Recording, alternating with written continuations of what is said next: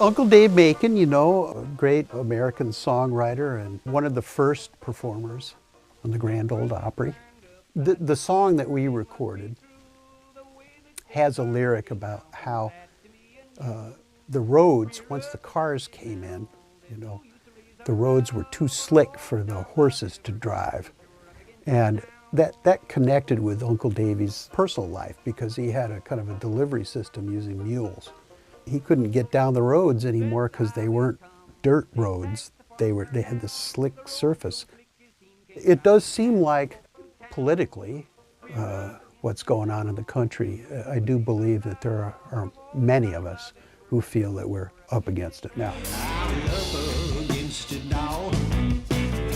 Any number of tunes you will hear on a Creighton Lindsay CD have been Creightonized, which is take from the source, go through that process, and exit on the other end as something brand new. I like to go back to kind of archival records to listen for something that I could twist. But the point is you didn't take that scratchy old Library of Congress recording and try to imitate it. We got done listening to a take and saying, I'm going to piss some people off with this. And I said, well, what are you talking about? In fact, I've gotten some responses from some people who are traditional musicians, but they get it when something's a little different from the tradition, and they like it. Mm-hmm. So I'm heartened by that, you know.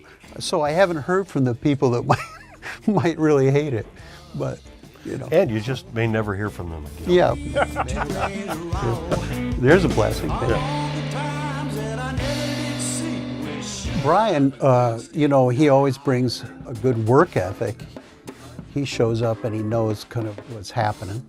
We're Up Against It Now, I kind of threw a curveball at him, which he embraced, and that was the Morocco thing. He said, well, let's try the maracas in your right hand, which we'd normally be doing like a cross-stick hi-hat pattern, and just kind of do the eighth note feel on the maracas. And I'm like, okay, I'd never done that before. We'll check that out. It was all very spontaneous, loose, and grooving. He does a fantastic job. I think it's amazing. And it's live. We did that live. Some records are made where people go in and they start with a sequence or something, and then they add another instrument, and then they add another instrument.